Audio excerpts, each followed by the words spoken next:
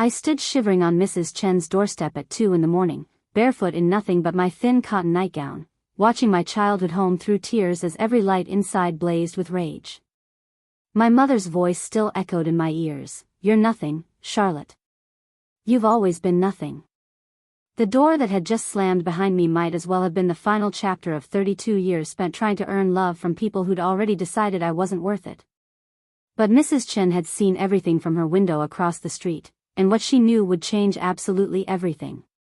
Before we jump back in, tell us where you're tuning in from, and if this story touches you, make sure you're subscribed, because tomorrow, I've saved something extra special for you. My name is Charlotte Reynolds, and I've spent most of my life being invisible in my own family. Not because I was quiet or unmemorable, but because I existed in the shadow of my younger brother, Marcus. Growing up in Richmond, Virginia, in a modest but comfortable neighborhood where everyone knew everyone's business, you'd think being the oldest child would come with some advantages. You'd be wrong. Marcus was born when I was 5 years old, and from the moment he entered the world, I became an afterthought. He was the miracle baby, the son my father had desperately wanted, the child who would carry on the Reynolds name with pride and distinction. I wasn't neglected in the traditional sense. I had food, clothing, a roof over my head. My parents, David and Patricia Reynolds, made sure I attended school and had the basics. But there's a difference between being cared for and being cherished, and I learned that distinction early. When I brought home straight A's from elementary school, my father would nod absently and say, "Good, that's what we expect." When Marcus managed to scrape by with C's and the occasional B, there would be celebrations, ice cream trips, proud phone calls to relatives about how hard he was working despite his learning challenges. My mother was a real estate agent, successful in her own right, always impeccably dressed and concerned with appearances. My father worked in pharmaceutical sales, climbing the corporate ladder with the same ruthless efficiency he applied to family dynamics. They were pillars of the community, active in the local country club, known for hosting elegant dinner parties. The perfect family, or so it appeared from the outside. Inside our pristine colonial home with its manicured lawn and seasonal wreaths on the door, there was an unspoken hierarchy, and I was firmly at the bottom. I learned to make myself useful. I helped Marcus with his homework, spending hours explaining concepts that came naturally to me but baffled him. I took on household responsibilities without being asked, doing laundry, preparing meals when my mother worked late, keeping the house clean. I thought if I could just be helpful enough, valuable enough, they would see me. Really see me. Instead, my contributions became expected, invisible labor that went unacknowledged while Marcus was praised for remembering to take out the trash once a week. The pattern continued through high school. I was captain of the debate team, editor of the school newspaper, graduated as valedictorian. Marcus barely graduated, having spent most of his high school years partying and getting into minor trouble that my parents constantly excused as boys being boys. When I got accepted to the University of Virginia with a partial scholarship, my parents' response was lukewarm. "We always knew you'd do well academically," my mother said, as if my 4 years of dedication and sacrifice were simply fulfilling a prophecy rather than achieving something remarkable. When Marcus announced he wanted to take a gap year to find himself, which turned into 3 years of bumming around Europe on my parents' dime, they called it character building. I worked 2 jobs throughout college to cover what my scholarship didn't, rarely coming home because I couldn't afford the trip and because the emotional cost of visiting was higher than the financial one. I graduated with honors, got a good job at a marketing firm in Richmond, and slowly built a life that was mine. Not spectacular, not what I'd dreamed of, but stable and independent. I bought a small townhouse in a decent neighborhood, nothing fancy but mine. I made friends, dated occasionally though nothing ever stuck, and found satisfaction in my work. I limited contact with my family to obligatory holiday visits and the occasional Sunday dinner, maintaining just enough connection to avoid being accused of abandoning them while protecting myself from the constant emotional bruising that came with too much exposure. It was a careful balance, and for several years, it worked. Marcus, meanwhile, bounced from one failed venture to another.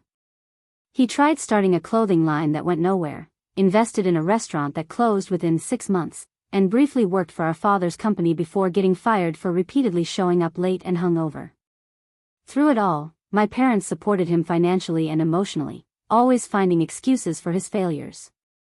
The economy was bad, his business partner betrayed him, the restaurant location was cursed, my father's company had unrealistic expectations. Never was it Marcus's fault. Never was he held accountable. 3 months ago, everything shifted. My father had a heart attack, not severe but serious enough to require surgery and a long recovery. Suddenly, my parents needed help, and they called me. Not Marcus, who was living rent-free in their basement and theoretically available, but me, with my full-time job and my own life an hour away. Could I take time off work? Could I stay at the house to help during the recovery? Could I manage my father's medications, coordinate with doctors, help my mother maintain the household? I should have said no. Every instinct screamed at me to protect the boundaries I'd carefully constructed. But they were my parents, my father had just had surgery, and some desperate part of me thought maybe this would be different. Maybe in vulnerability, they would finally see my value. Maybe crisis would bring us closer. So I took a leave of absence from work, packed a bag, and moved back into my childhood bedroom, which had long since been converted into my mother's craft room but still had a daybed in the corner. The first week was exhausting but manageable. I coordinated medical appointments, picked up prescriptions, prepared heart-healthy meals according to the cardiologist's specifications, managed the influx of concerned friends and neighbors. My mother, overwhelmed by the disruption to her normal routine and terrified of losing my father, leaned on me heavily. Marcus was supposedly helping, but his version of help was sitting with our father for an hour watching television before disappearing to hang out with friends. I watched him come and go freely while I was trapped in an endless cycle of caregiving. When I gently suggested he could take on more responsibilities since he lived there anyway, my mother got defensive. Marcus has a lot on his plate right now, she said. He's dealing with the emotional impact of almost losing his father. As if I weren't dealing with the same thing while also doing all the actual work. As my father's health improved and he began moving around more, I started to notice things I'd been too busy to catch initially. Hushed conversations that stopped when I entered rooms. Knowing looks between my parents and Marcus. Papers being shuffled away when I walked past my father's study. Something was happening, something I wasn't privy to, and the familiar feeling of being on the outside of my own family crept back in. 2 weeks ago, I overheard a conversation I wasn't meant to hear. I'd gone downstairs late at night to get water and found my parents and Marcus in the kitchen, speaking in low voices. I paused in the hallway, something in their tone making me hesitate rather than announce my presence. "We can't tell Charlotte," my mother was saying. "You know how she is. She'll have opinions, she'll try to interfere." "It's none of her business anyway," Marcus added. "This is family business." The casual dismissal in his voice, the ease with which they excluded me from family business, despite my being family, made my chest tight.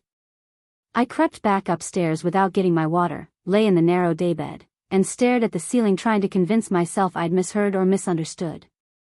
The following days were marked by increasing tension I couldn't name. My parents were secretive, taking phone calls in other rooms, having meetings with Marcus behind closed doors. When I asked if everything was okay, they assured me it was all just business related to my father's recovery and estate planning, nothing I needed to worry about. The message was clear: stay in your lane, Charlotte. Do your job as the helpful daughter, but don't presume you're important enough to be included in real family decisions. Last week, Marcus started dropping hints about big changes coming, exciting opportunities, new beginnings. He was uncharacteristically cheerful, strutting around the house with an air of smug satisfaction that made my skin crawl. When I asked what had him so happy, he just smirked and said I'd find out soon enough. My mother watched these exchanges with a nervous energy, wringing her hands but saying nothing. 3 days ago, my father was cleared by his cardiologist to return to normal activities. That evening, my parents took me to dinner at an upscale restaurant downtown, just the three of us. Marcus was conveniently absent, supposedly meeting with an investor about his latest business idea. Over expensive steaks and wine I barely touched, my parents thanked me for my help during this difficult time. They acknowledged, in the vague way they always had, that I'd been very useful and they appreciated me stepping up. Then came the shift in tone. My father cleared his throat, that particular sound that always preceded something unpleasant disguised as reasonable. Your mother and I have been doing some thinking about the future, he began, about legacy and family and what we want to leave behind. I set down my fork, a cold dread settling in my stomach. We've decided to sign the house over to Marcus, my mother said quickly, as if speed would make it hurt less. He needs stability, a foundation to build from. You're already established, you have your own place, your career. Marcus needs this more than you do. The house. The house I'd spent countless hours maintaining, the house where I'd done endless loads of laundry and cooked hundreds of meals and cleaned every corner. The house that would have been, traditionally, split between both children or given to the oldest. They were giving it entirely to Marcus, the 30-year-old man who'd never held a job for more than 8 months, who'd contributed nothing to the household, who'd spent his entire adult life sponging off them. I see, I managed, my voice surprisingly steady. Is there anything else? My father looked uncomfortable, which told me there was. We've also revised our will. The bulk of the estate will go to Marcus. Preparing and narrating this story took us a lot of time, so if you are enjoying it, subscribe to our channel, it means a lot to us. Now back to the story.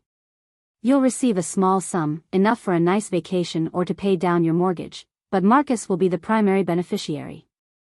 He needs the support to really get on his feet, to have a real chance at success.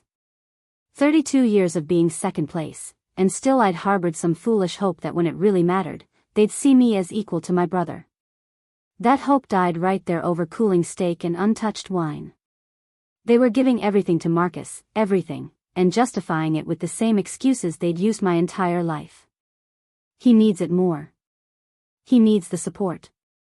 As if need was somehow more valuable than merit, as if his failures entitled him to rewards I'd never received despite my successes.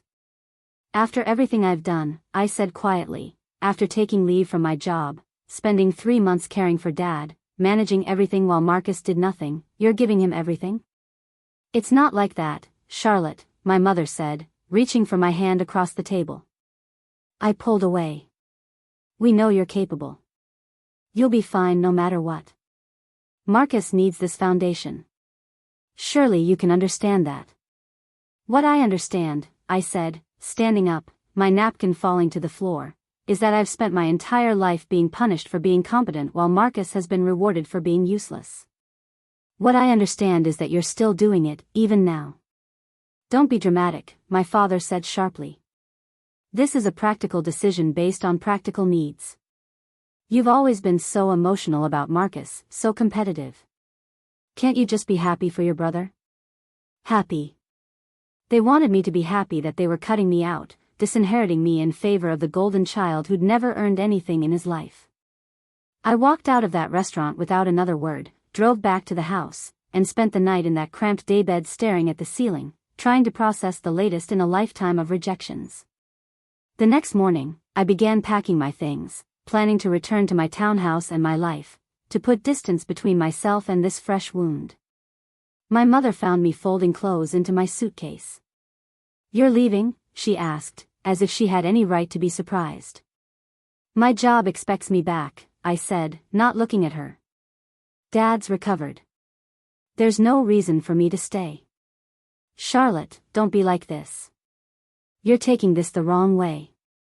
What's the right way to take being told I'm worth less than my brother? I asked, finally meeting her eyes. Please, enlighten me. She had no answer, just stood there wringing her hands the way she always did when confronted with uncomfortable truths. I finished packing and loaded my car, planning to leave that afternoon after saying a brief goodbye. That's when Marcus came home with news that would make everything infinitely worse. He burst through the front door with the energy of someone high on their own importance, calling for our parents.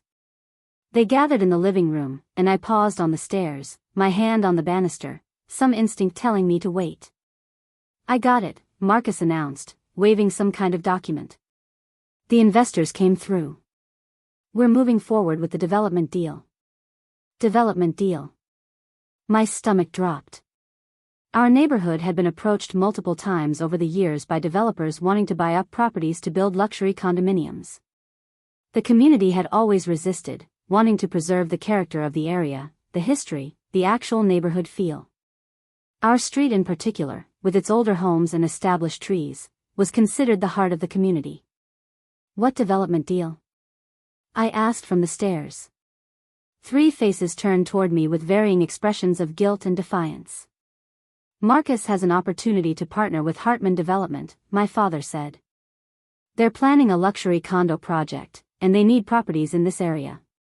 We've agreed to sell them our house and Mrs. Chen's property next door. Mrs. Chen. Our neighbor of 20 years, the elderly woman who'd lived alone since her husband died, who baked cookies for the neighborhood kids and maintained the most beautiful garden on the street. She was selling? Mrs. Chen agreed to this? I asked, descending the stairs. She doesn't have a choice, Marcus said with a grin that made me want to slap him. We found a legal loophole with the property line. Turns out a portion of her lot is actually on our deed due to an old surveying error. We're forcing the sale. The words hung in the air like poison. They were forcing an elderly woman out of her home, using a legal technicality to steal her property so Marcus could make money off a development deal. This wasn't just family favoritism anymore. This was cruelty, and they were doing it with the same casual entitlement they'd always shown. You can't do that, I said, my voice shaking. Mrs. Chen has lived there for 20 years. That's her home. It's business, Charlotte, my father said dismissively. She'll be compensated fairly. More than fairly, actually. She can buy a nice condo somewhere, something easier to maintain at her age. She doesn't want a condo. She wants her home, her garden, her life. I looked at Marcus, at the triumphant expression on his face, and felt something shift inside me. This is what you're using the house for? This is your big opportunity? Destroying our neighborhood so you can finally pretend you're successful? Watch it, Marcus warned, his smile fading. You're just jealous because for once, I'm the one doing something important. You've always looked down on me, always thought you were better. Well, guess what? Mom and Dad are backing me on this, not you. Because this is who they've raised you to be, I said, looking at my parents. Someone who thinks he's entitled to everything, who doesn't care who he hurts as long as he gets what he wants. And you're enabling it, just like you always have. My mother's face flushed. How dare you judge us? After everything we've done for you, giving you a home, an education, opportunities, you gave me the bare minimum while giving Marcus everything, I interrupted. And now you're helping him destroy an old woman's life. Do you even hear yourselves? Get out, my father said suddenly, his face red with anger. If you're going to stand there and disrespect us in our own home, you can leave right now. I was already leaving, I reminded him. Good. And don't come back until you're ready to apologize and support your brother like family should. I stared at him, at this man who'd never once prioritized me, who was now demanding I apologize for objecting to elder abuse disguised as a business deal. Something in me snapped. Every year of swallowing my feelings, of trying to earn love that would never come, of watching Marcus be handed everything while I fought for scraps, it all came rushing up. You want to know what I really think? I asked, my voice dangerously calm. I think you're terrible parents. I think you've spent my entire life making me feel worthless while propping up a man-child who's never accomplished anything on his own. I think this development scheme is just another example of Marcus failing upward while actual good people suffer. And I think you know it, deep down, which is why you're so angry right now. The silence that followed was absolute. My mother's face had gone white. My father's hands were clenched into fists at his sides. Marcus looked between them, waiting for them to defend him, to punish me for finally speaking truth. Get out of this house, my mother said, her voice trembling with rage. Get out right now. I need to get my things. No, my father cut me off. You leave now. Exactly as you are. We'll box up your belongings and have them delivered. I want you gone immediately. I looked down at myself. I was wearing my nightgown, had been planning to shower and change before driving home.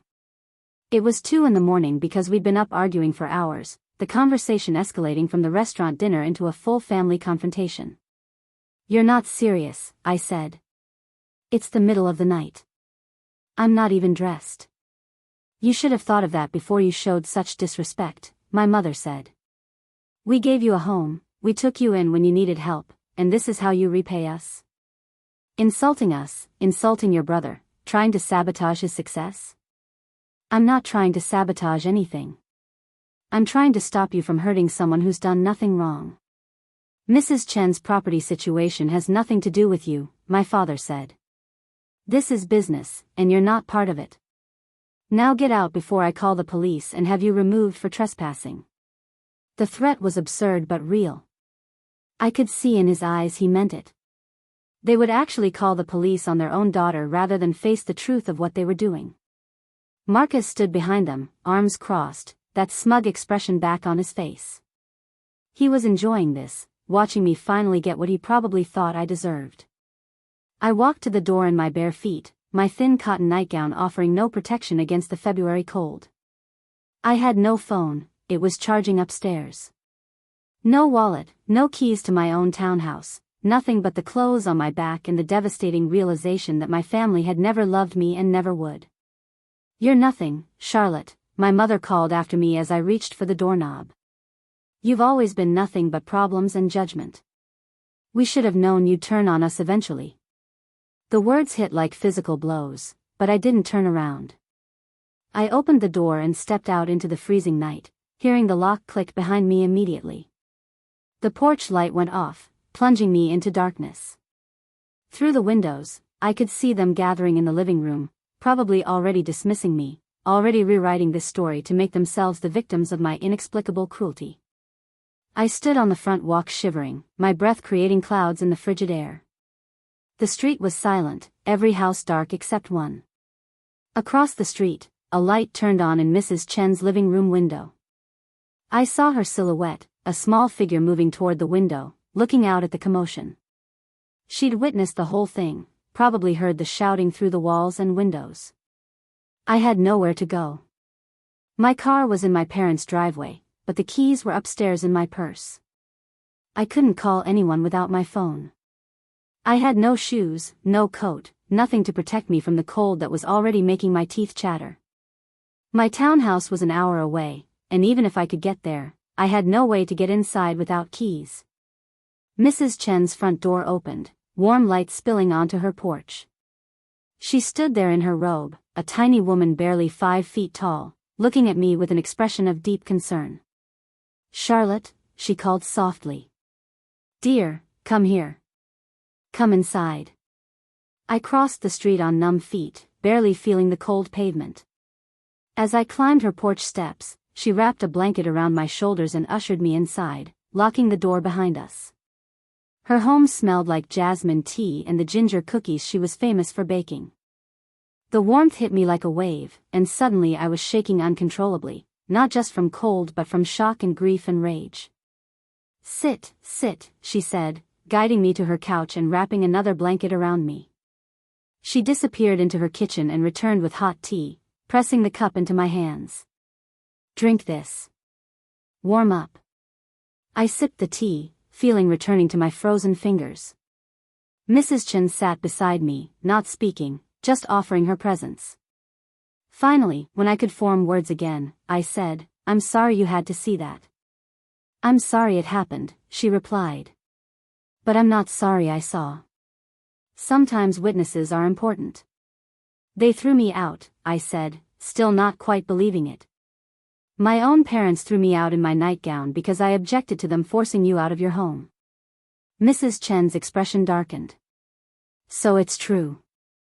They really are going through with it. You knew?" "Marcus came to see me last week with papers, said there was a problem with the property line, that I was living partially on their land.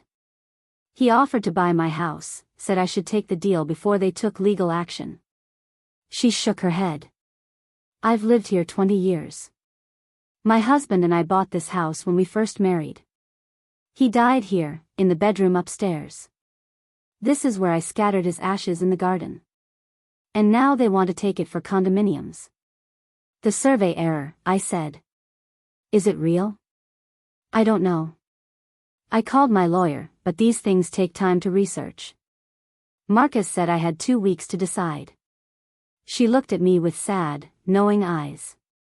Your parents really support this? They're funding it. The house they just signed over to Marcus? This is what it's for.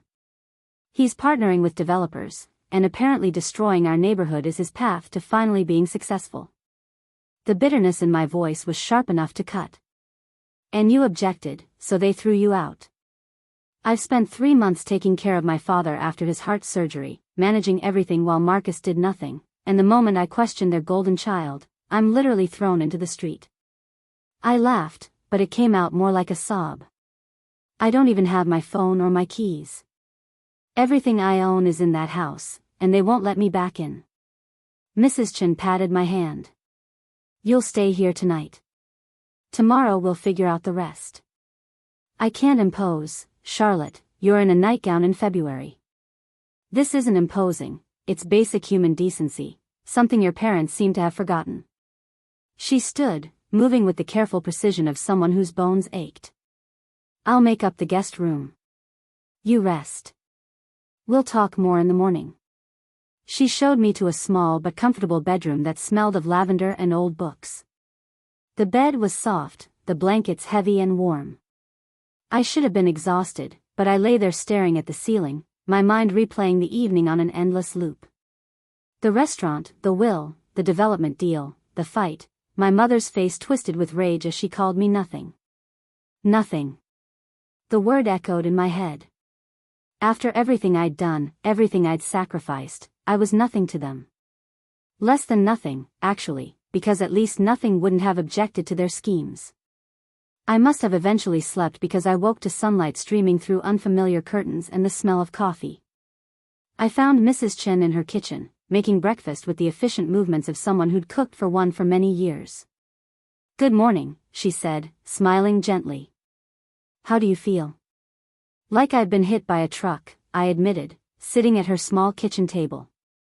Mrs. Chen, I need to call someone, get my things, figure out what to do next. Call me Diane, she said, pouring coffee. And yes, we'll handle all that. But first, eat. You can't think clearly on an empty stomach. She set before me scrambled eggs, toast, and fresh fruit. As I ate, she made calls on her landline, first to her lawyer, then to a locksmith friend. By the time I'd finished breakfast, she'd arranged for someone to change my townhouse locks and for a lawyer to meet us later that afternoon. I also called your parents' house, she said matter-of-factly. Told them you'd be collecting your belongings this afternoon and they could either have them packed and ready or you'd be coming inside to get them yourself. Your mother sputtered quite a bit, but I reminded her that throwing someone out without their possessions is illegal, and you'd be well within your rights to involve the police. I stared at this tiny elderly woman who'd just gone to battle with my parents on my behalf. Thank you, I managed, my throat tight. Family should protect you, Diane said, sitting across from me. When they don't, neighbors step up. Over the next few hours, Diane transformed from sweet cookie-baking grandmother into a force of nature. She drove me to my parents' house in her old Cadillac, waited while I collected the boxes they'd grudgingly packed and left on the porch, didn't flinch when my mother came to the door and started a tirade about my ungratefulness. Diane simply stood there, arms crossed, until my mother retreated back inside. We loaded everything into Diane's car and my own vehicle, which my parents had at least had the decency to leave unlocked with the keys inside. Then Diane followed me to my townhouse, helped me unload, stayed while the locksmith changed my locks, and refused to leave until she was certain I was settled and safe. Now, she said, once we were sitting in my living room with fresh coffee, let's talk about what happens next. I don't know, I admitted. I don't know how to process any of this. Let me tell you what I saw last night, Diane said. I saw a young woman stand up for what was right, even when it cost her everything. I saw someone willing to lose her family rather than watch them hurt an innocent person. That takes courage, Charlotte. Real courage. It doesn't feel courageous. It feels like I've lost everything. You've lost people who never valued you properly, she corrected gently. That's different from losing everything. You have your home, your career, your integrity. Those things matter. They're taking your house, I said, feeling the weight of that failure. I stood up to them, and you're still losing your home. Maybe not, Diane said. My lawyer is very good. And now that I know what we're really dealing with, I can fight properly. But Charlotte, even if I do lose the house, that's not your fault. Your brother's greed and your parents' enablement, that's on them, not you. We sat in silence for a moment. Then Diane said something that would change everything. I recorded it, you know. Last night. I have a security camera that faces the street. It caught the whole thing, you being thrown out, the things they said. I thought you might need it someday. I looked at her, at this woman who was essentially a stranger despite living across the street my whole life, who'd thought to preserve evidence of my family's cruelty because she understood that witnesses matter, that documentation matters, that truth matters. Can I see it? I asked. She pulled out her phone, newer and more technologically advanced than I would have expected, and pulled up the video. There I was in my nightgown, illuminated by the porch light that went out moments later. The audio was clear enough to catch my mother's voice. You're nothing, Charlotte. You've always been nothing. Watching it from outside myself was surreal and painful and somehow validating all at once. This wasn't my imagination or my sensitivity or my tendency toward drama, all accusations my family had leveled at me over the years. This was real, documented, undeniable proof of exactly who they were and how they treated me. Why would you record this? I asked. I've been recording the street since your brother started coming around asking about property lines, Diane admitted. Something about him made me nervous. I wanted documentation of all interactions, just in case. I didn't expect to catch this, but I'm glad I did. Truth has power, Charlotte. Sometimes the only way to fight people who lie easily is to have irrefutable evidence of reality. The meeting with Diane's lawyer that afternoon was illuminating and infuriating in equal measure. Martin Zhao was a sharp-dressed man in his 50s who specialized in property law and had a reputation for taking on developers who tried to bully longtime residents. The property line dispute is real, he confirmed after reviewing the documents Marcus had provided to Diane. But it's not as clear-cut as they're claiming. The original survey from 1963 shows one boundary. A survey from 1981 shows another. The difference is significant, about 15 feet of Diane's property that might technically belong to the Reynolds lot. Might? I asked. Property law in cases of long-term occupation is complex, Martin explained. Diane has maintained that 15 feet as part of her property for 20 years. She's paid taxes on it, maintained it, used it as her own. There's a legal concept called adverse possession that might apply. Even if the original deed says it belongs to your parents, Diane's 20 years of open, continuous use could mean she has legal claim to it. So she might win? I felt a flicker of hope. She might. But it will be expensive to fight, and Hartman Development has deep pockets. They're betting Diane won't have the resources for a prolonged legal battle. Martin looked at Diane with respect. But they're underestimating her, which is their first mistake. What about what they did to me? I asked. Throwing me out, keeping my possessions, the things they said? Martin's expression shifted to something harder. That's trickier. Family law is complicated, and unless you were living there as a tenant with a formal agreement, they had the legal right to ask you to leave their property.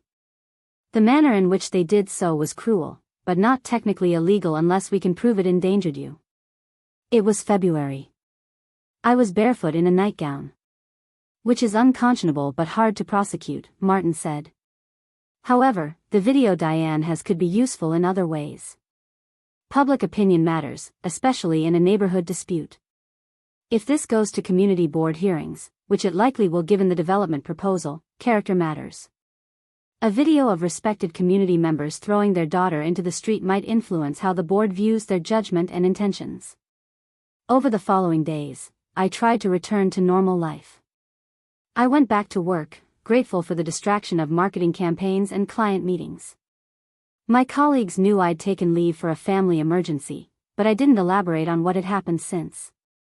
I threw myself into projects, staying late, volunteering for extra assignments, anything to avoid going home to my empty townhouse and thinking about the family-shaped hole in my life.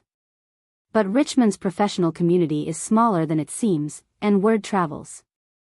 One of my coworkers mentioned she'd heard about a development proposal in my parents' neighborhood, and wasn't that where I grew up?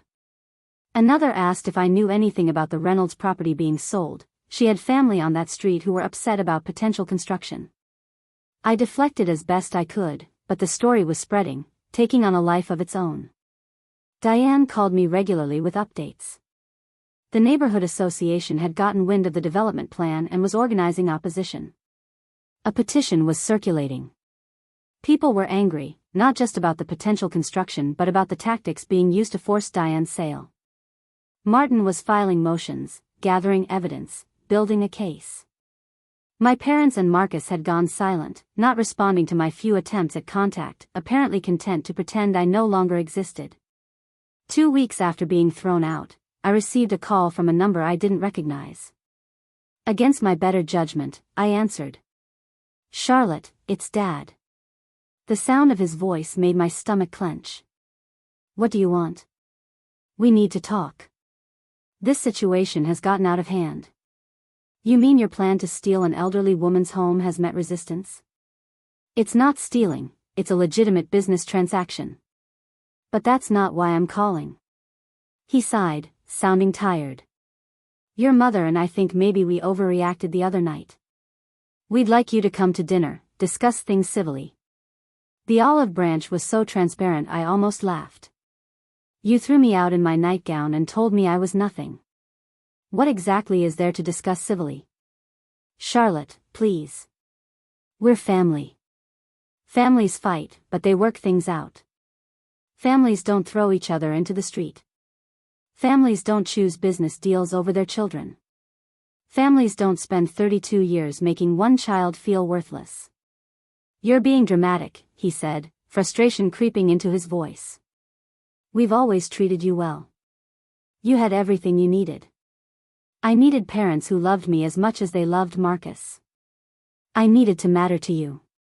I needed not to be nothing." My voice broke on the last word. "But I never got those things, and I'm done pretending I don't deserve them. If you don't come to this dinner, if you don't stop encouraging Diane Chen to fight this sale, there will be consequences." "Threatening me now? That's a bold strategy." "I'm not threatening. I'm informing you that actions have consequences. You're making enemies, Charlotte. In this community, that matters." I hung up without responding. My hands were shaking, but not from fear. From rage. He'd called to manipulate me, to threaten me into compliance, and he genuinely seemed to believe it would work. That I would cave, as I always had before, choosing family peace over my own well-being. But I wasn't that person anymore. I'd been thrown away like garbage, and in that moment of ultimate rejection, I'd found something I'd never had before: freedom. Freedom from the endless trying, the hopeless hoping, the soul-crushing effort to earn love from people constitutionally incapable of giving it. I called Diane immediately. "They just threatened me. My father called and said there would be consequences if I keep supporting you." "Good," Diane said, surprising me. "Let them threaten. Martin said we should document every interaction, every threat, every attempt at intimidation. It builds our case."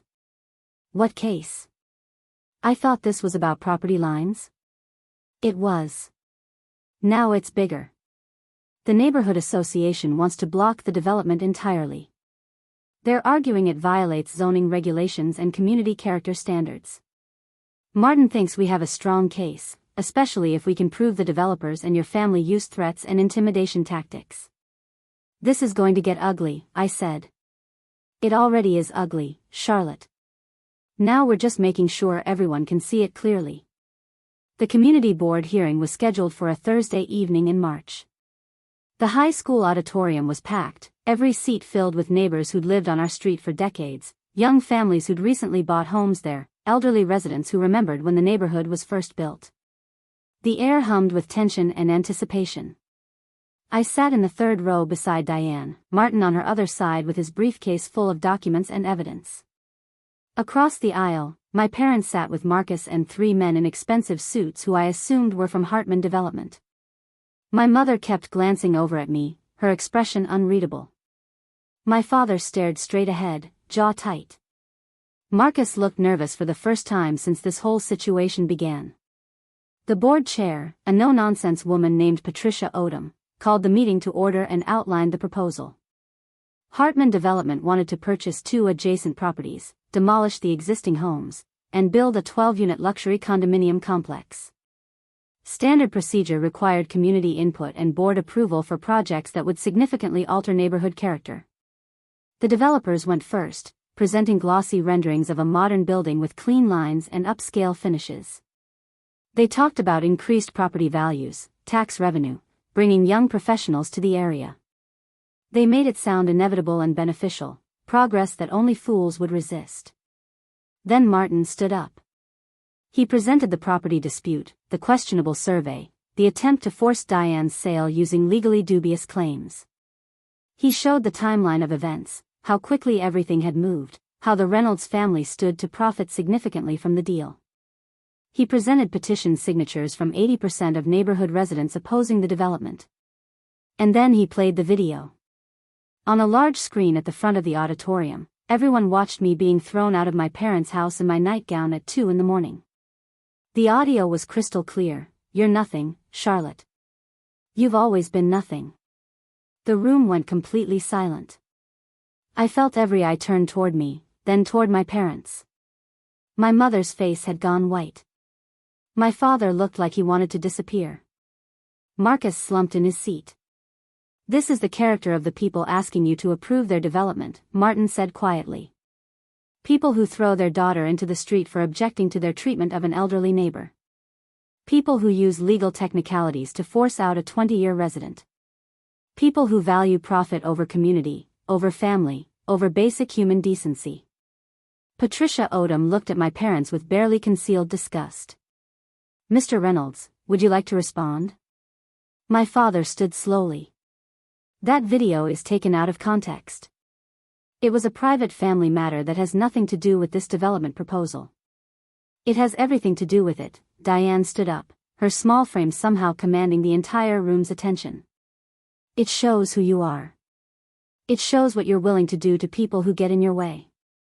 You're asking this board to trust that you'll develop property responsibly, that you care about this community.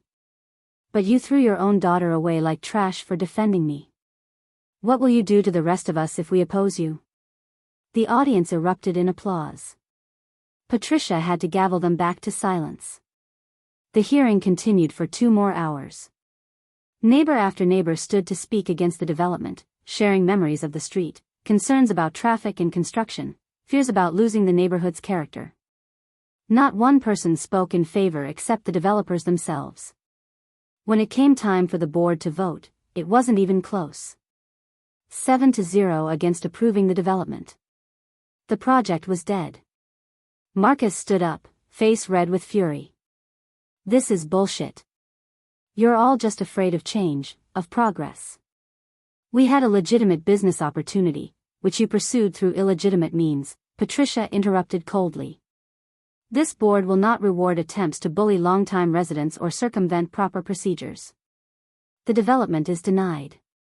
This meeting is adjourned." The auditorium erupted in cheers and applause. Diane hugged me, tears streaming down her face. Martin shook our hands, professional satisfaction radiating from him. Around us, neighbors stopped to congratulate Diane, to express support, to thank her for fighting. My parents and Marcus pushed through the crowd toward the exit. As they passed our row, my mother grabbed my arm. "Are you happy now?" she hissed. "You've ruined everything. You've destroyed your brother's opportunity, embarrassed us in front of the entire community, all because you couldn't just support your family." I pulled my arm free. I did support my family. I supported Diane, who's been more family to me in 3 weeks than you've been in 32 years. You destroyed yourselves by being exactly who you've always been. I just made sure everyone else could see it too. My father's face was purple with rage. You're dead to us. Do you understand? You are no longer our daughter. Don't call, don't visit, don't expect anything from us ever again. I expect nothing from you, I said calmly. I never will again. And honestly, that's the most liberating feeling I've ever experienced. They left without another word, Marcus trailing behind them, his dreams of easy money evaporating in the face of community opposition and public humiliation. In the weeks that followed, the story spread through Richmond's social circles like wildfire. The video made it onto local news, not the throwing out part but the context of the development dispute. My parents' reputations took a significant hit. People who'd admired them for years suddenly saw them differently. Invitations dried up. My mother's real estate business suffered as clients quietly moved to other agents. My father's standing at the country club became awkward. Marcus tried to salvage something by attempting to partner with a different developer on a different project, but the Hartman incident had tainted him. No reputable company wanted to work with someone who'd publicly tried to bully an elderly woman out of her home. Meanwhile, my life quietly improved. Work became a refuge where I was valued for my skills and contributions. I started therapy to process 32 years of family dysfunction. I spent time with Diane, helping her maintain her garden, sharing meals, building the kind of relationship I'd always wanted with my own mother. 3 months after the hearing, I received a letter from my parents' lawyer. They were formally contesting the will provisions that had left me a small inheritance, claiming I'd forfeited any claim through my actions. I called Martin, who'd become a friend through all of this. Let them contest it, he said. You don't need their money, and fighting them will cost more than you'd receive anyway. Sometimes the best response is to let people show exactly who they are while you move on with your life. He was right. I sent a brief letter declining any inheritance and requesting no further contact. The freedom that came with truly letting go was worth more than any amount of money. A year later, I ran into my mother at a charity event. She looked older, worn down in a way that had nothing to do with age. We made eye contact across the room. For a moment, I thought she might approach, might finally apologize or try to rebuild something. Instead, she turned away, rejoining her group of friends who'd stood by her despite everything. I felt nothing. No anger, no sadness, just a calm acceptance that some people never change, and some relationships aren't worth saving. Diane sold her house 2 years later, but on her own terms and her own timeline. She moved to a retirement community closer to her daughter in North Carolina, somewhere with less maintenance and more activities. Before she left, she threw a goodbye party, inviting everyone from the neighborhood. At the party, she pulled me aside. You saved my home, she said. Not just the physical building, but the dignity of keeping it until I was ready to leave. You gave me that gift. You saved me first, I replied. You saw me when my own family refused to. You showed me what real family looks like. She hugged me tight. Family isn't just blood, Charlotte. It's the people who show up when it matters, who see your worth even when you can't see it yourself. You remember that. I think about that often now. About how being thrown away by my biological family led me to understand what family really means.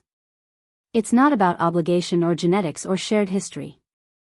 It's about people who choose you, who value you, who stand beside you when everything falls apart. My parents threw me out believing I was nothing. In doing so, they freed me to discover I was everything I needed to be, just not for them. And that realization, painful as it was to reach, became the foundation of a life built on truth, dignity, and relationships that nourish rather than deplete. Sometimes the worst thing that happens to you is also the best thing.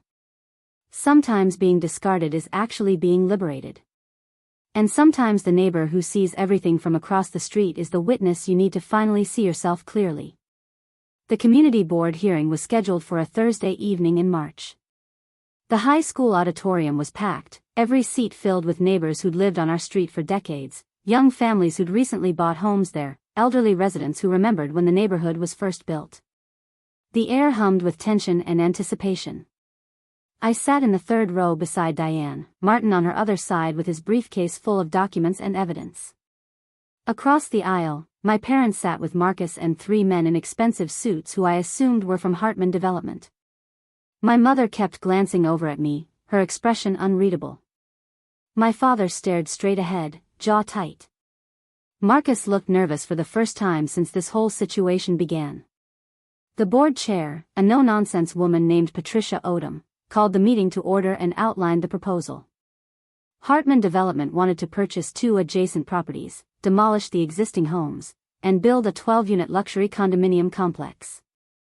Standard procedure required community input and board approval for projects that would significantly alter neighborhood character.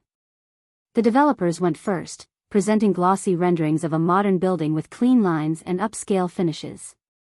They talked about increased property values, tax revenue, bringing young professionals to the area. They made it sound inevitable and beneficial, progress that only fools would resist. Then Martin stood up. He presented the property dispute, the questionable survey, the attempt to force Diane's sale using legally dubious claims. He showed the timeline of events, how quickly everything had moved, how the Reynolds family stood to profit significantly from the deal.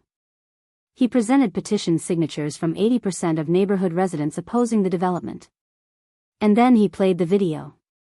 On a large screen at the front of the auditorium, everyone watched me being thrown out of my parents' house in my nightgown at 2 in the morning. The audio was crystal clear. "You're nothing, Charlotte. You've always been nothing." The room went completely silent. I felt every eye turn toward me, then toward my parents. My mother's face had gone white. My father looked like he wanted to disappear. Marcus slumped in his seat. "This is the character of the people asking you to approve their development," Martin said quietly. "People who throw their daughter into the street for objecting to their treatment of an elderly neighbor. People who use legal technicalities to force out a 20-year resident. People who value profit over community, over family, over basic human decency." Patricia Odom looked at my parents with barely concealed disgust. "Mr. Reynolds, would you like to respond?" My father stood slowly. "That video is taken out of context.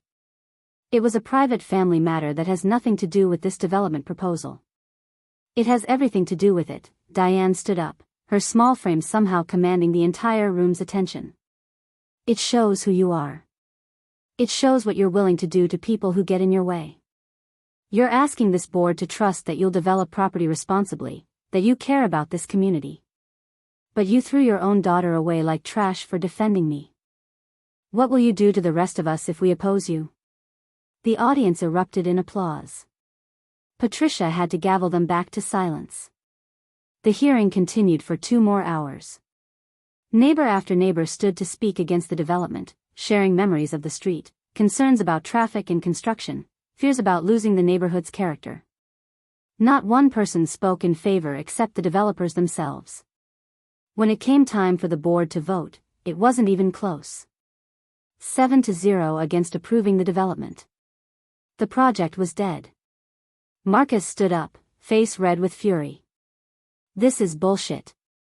You're all just afraid of change, of progress.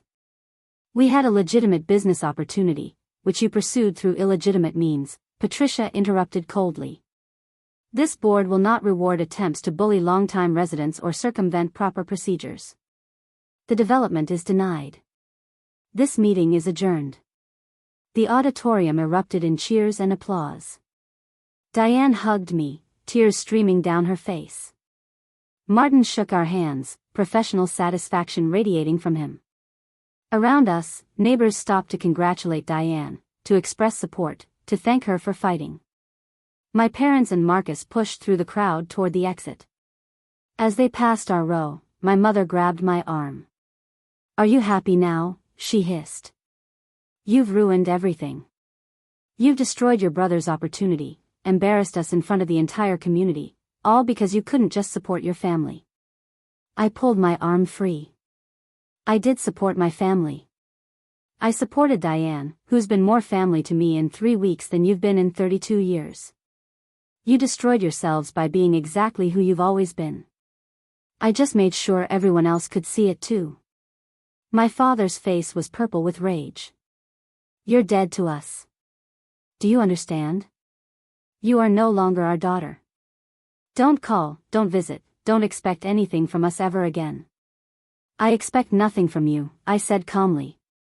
I never will again. And honestly, that's the most liberating feeling I've ever experienced. They left without another word, Marcus trailing behind them, his dreams of easy money evaporating in the face of community opposition and public humiliation. In the weeks that followed, the story spread through Richmond's social circles like wildfire. The video made it onto local news, not the throwing out part but the context of the development dispute. My parents' reputations took a significant hit. People who'd admired them for years suddenly saw them differently. Invitations dried up. My mother's real estate business suffered as clients quietly moved to other agents. My father standing at the country club became awkward. Marcus tried to salvage something by attempting to partner with a different developer on a different project, but the Hartman incident had tainted him. No reputable company wanted to work with someone who'd publicly tried to bully an elderly woman out of her home. Meanwhile, my life quietly improved in ways I hadn't anticipated. Work became more than just a refuge where I was valued for my skills and contributions. I started receiving recognition I'd never sought but apparently deserved. My supervisor pulled me aside one morning about 6 weeks after the hearing. "Charlotte, I've been watching your work for years," she said. "You're exceptional at what you do, but you've always held yourself back somehow. These past few weeks, there's been a shift. You're more confident, more willing to advocate for your ideas. What changed?" I thought about how to answer that. "I stopped waiting for approval that was never coming," I said finally. "I stopped making myself smaller to make other people comfortable. And I realized that my worth isn't dependent on whether certain people recognize it." She smiled. "Good. Because we're creating a new senior director position, and I want you to apply. Actually, I want you to take it. You've more than earned it." The promotion came with a significant raise and more responsibility.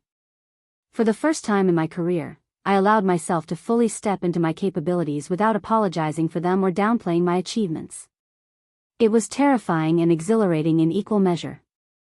I started therapy with Dr. Sarah Brennan, a woman in her 50s who specialized in family trauma and recovery from emotional abuse. Our first session, I spent the entire hour crying while explaining my history. When I finished, she handed me a tissue and said something that stuck with me. "Charlotte, you've spent your entire life trying to earn love from people who were never going to give it. Not because you weren't worthy, but because they weren't capable. That's not a reflection of your value. That's a reflection of their limitations." "But how do I stop feeling like I failed them?" I asked. "You start by recognizing that the only person you failed was yourself, by staying in that dynamic as long as you did. And then you forgive yourself for that, because you were doing the best you could with the understanding you had at the time." Over the following months, therapy helped me understand patterns I'd been living in for decades. The way I'd learned to anticipate rejection and preemptively make myself smaller. The way I'd normalized emotional cruelty and called it family dynamics. The way I'd confused being useful with being loved. Dr. Brennan introduced me to the concept of chosen family, relationships built on mutual respect and genuine care rather than obligation and shared genetics. "The family that throws you away doesn't deserve you," she said during one session. "But the family you choose, the people who see your worth and celebrate it, those are the relationships that will sustain you." I thought about Diane, who'd taken me in without hesitation. About Martin, who'd fought for justice not because I could pay him handsomely but because the case mattered. About my co-workers who'd rallied around me when the story became public, offering support and understanding without prying into details I wasn't ready to share. I started building those relationships intentionally. I joined a book club that met at the local library. I volunteered at a women's shelter, helping other women who'd experienced family rejection and abuse. I said yes to invitations I would have previously declined, forcing myself out of the isolated safety I'd built over the years. One evening at the women's shelter, I met a girl named Amy who was 19 and had been disowned by her family for being gay. She sat in the common area, arms wrapped around herself, looking lost and broken in a way I recognized immediately. I sat down beside her. "I know that look," I said quietly. The one that says you can't understand how the people who were supposed to love you could throw you away. She looked at me with red-rimmed eyes. Does it get better? It gets different, I said honestly. The pain doesn't disappear completely, but it changes. It stops being this sharp, constant thing and becomes more like a scar. Something that shaped you but doesn't define you anymore. And eventually, you build something new, something better than what you lost. We talked for an hour. I told her my story, not to compare pain but to offer hope. To show her that being discarded by your family isn't the end of your story, it's sometimes the beginning of your real life. How did you stop hating them? She asked. I'm not sure I have completely, I admitted. But I've stopped letting hatred consume me. I've stopped giving them power over my present by obsessing over my past. Mostly, I've focused on building a life so full of genuine love and connection that their absence stops mattering. After that conversation, the shelter director asked if I'd be willing to facilitate a support group for women dealing with family estrangement. I agreed, and every Tuesday evening I sat in a circle with women of all ages who'd been rejected by the people who were supposed to protect them. We shared stories, strategies, small victories, and devastating setbacks. Leading that group taught me something crucial: my story mattered. Not just to me but to other people who needed to know they weren't alone, that survival was possible, that life after family rejection could be rich and meaningful and joyful. 3 months after the hearing, I received a letter from my parents' lawyer. They were formally contesting the will provisions that had left me a small inheritance, claiming I'd forfeited any claim through my actions. I called Martin, who'd become a friend through all of this. Let them contest it, he said. You don't need their money, and fighting them will cost more than you'd receive anyway. Sometimes the best response is to let people show exactly who they are while you move on with your life. He was right. I sent a brief letter declining any inheritance and requesting no further contact. The freedom that came with truly letting go was worth more than any amount of money. I was choosing to close that door permanently, to stop leaving it even slightly ajar in case they ever decided to walk through it with genuine remorse and love. That summer, Diane invited me to help her plant a memorial garden in her yard for her late husband. We spent weekends digging in the dirt, choosing flowers, creating something beautiful from nothing. One afternoon, taking a break with iced tea on her porch, she said something that shifted my entire perspective. You know what your parents never understood, she said, looking at the garden we were building. Love isn't a finite resource. Loving you fully wouldn't have meant loving Marcus less. There was enough love for both of you, but they chose scarcity over abundance. They created a competition where none needed to exist. Why do you think they did that? I asked. Fear, probably. Insecurity. Maybe they saw something in you that intimidated them, your independence, your capability, your unwillingness to need them the way Marcus did. Some parents are more comfortable with children who depend on them.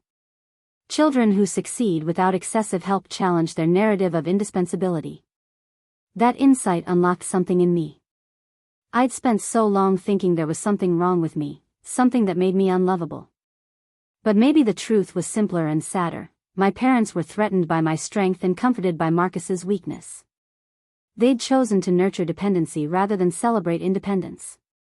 Understanding that didn't erase the pain, but it did remove the self-blame. I wasn't rejected because I was worthless. I was rejected because my worth made them uncomfortable. A year later, I ran into my mother at a charity event. She looked older, worn down in a way that had nothing to do with age. We made eye contact across the room.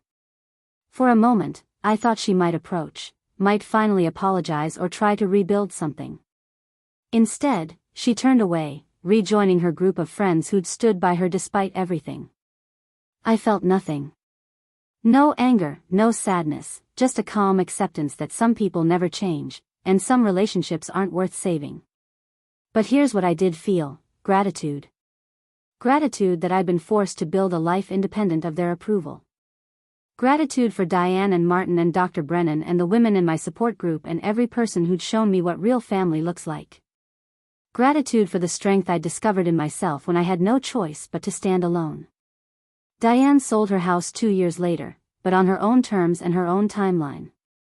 She moved to a retirement community closer to her daughter in North Carolina, somewhere with less maintenance and more activities. Before she left, she threw a goodbye party, inviting everyone from the neighborhood. At the party, she pulled me aside. "You saved my home," she said. "Not just the physical building, but the dignity of keeping it until I was ready to leave. You gave me that gift." "You saved me first," I replied. "You saw me when my own family refused to. You showed me what real family looks like." She hugged me tight. "Family isn't just blood, Charlotte.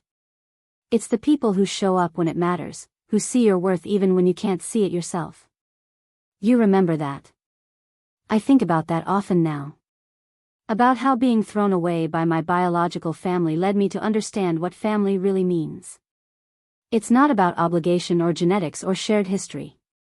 It's about people who choose you, who value you, who stand beside you when everything falls apart. The support group I facilitate has grown to over 20 regular members. We meet in that same room at the shelter every Tuesday, sharing stories and strategies and hope. Last month, a woman named Patricia shared that she'd reconnected with her sister after 5 years of estrangement initiated by their parents. The sister had finally seen through the manipulation and reached out. Patricia was cautiously rebuilding that relationship, learning to trust again. "How did you know it was safe?" another group member asked. "How did you know she'd changed?" "I didn't know," Patricia admitted. "But I knew I had changed. I knew my worth wasn't dependent on her validation anymore. So even if she hurt me again, I'd survive it." That knowledge made me brave enough to try. That's what I try to teach in every session. You can't control whether people who hurt you will ever change or apologize or see you clearly. But you can control whether you give them power over your present and future. You can choose to build a life so solid, so full of genuine connection, that their absence becomes just another fact rather than a defining tragedy. My career continued to flourish. The senior director position led to speaking engagements at industry conferences, articles published in marketing journals, recognition from peers who valued my expertise. Each success felt different now, untainted by the need for validation from people who'd never give it. I was achieving for myself, because I enjoyed the work and took pride in excellence, not to prove anything to anyone. I started dating someone I met at one of the conferences, a kind and thoughtful man named Daniel who'd also experienced family estrangement and understood the unique pain and freedom it brings. Our relationship developed slowly, built on honesty and mutual respect. When I told him my story, he didn't try to fix it or minimize it. He just listened and then shared his own. "The weird thing about being rejected by your family," he said one evening over dinner, "is that it teaches you exactly what you won't tolerate in relationships going forward. I'll never again accept being made to feel small or worthless. I'll never again fight for love that should be freely given. And I'll never again mistake familiarity for genuine connection." That resonated deeply. My biological family had taught me, through their failure to love me properly, exactly what real love should look like. They'd taught me that I deserved to be celebrated, not just tolerated. That my achievements mattered and my voice had value. That standing up for what's right was more important than keeping false peace. 3 years after being thrown out in my nightgown, I received an unexpected message through social media. It was from Marcus. The message was brief: "I need to talk to you. It's important. Please." I stared at those words for a long time, feeling nothing. No curiosity, no anger, no hope. Just a distant awareness that someone from my past wanted something from me. I showed the message to Dr. Brennan during our session that week. "What do you want to do?" she asked. "I don't know. Part of me wants to ignore it completely. Part of me is curious what could possibly be important enough to break 3 years of silence." "There's no wrong answer here," Dr. Brennan said. "But I want you to consider, what would you need from that conversation to make it worth having? What boundaries would you need to protect yourself?" I thought about it for days. Finally, I responded to Marcus, "You can send me an email explaining what you want to discuss. I'll decide from there whether to respond." His email arrived 2 days later. It was longer than I expected and more honest than I'd ever seen him be. He wrote about the aftermath of the failed development, how their lives had unraveled in ways they hadn't anticipated. My father had been forced into early retirement after the scandal affected his professional reputation. My mother's real estate business had collapsed. They'd had to sell the house, the very house they'd signed over to him, to cover debts and legal fees from other failed ventures. But the bulk of the email was about something else, Marcus's own reckoning with who he'd become. He'd started therapy after his girlfriend left him, tired of his entitlement and inability to take responsibility for anything. Through that therapy, he was beginning to see the patterns that had shaped him, the enabling that had crippled him, the cruelty he'd participated in without questioning. "I'm not asking for forgiveness," he wrote. "I don't deserve it. I'm not even asking for a relationship. I just wanted you to know that I see it now.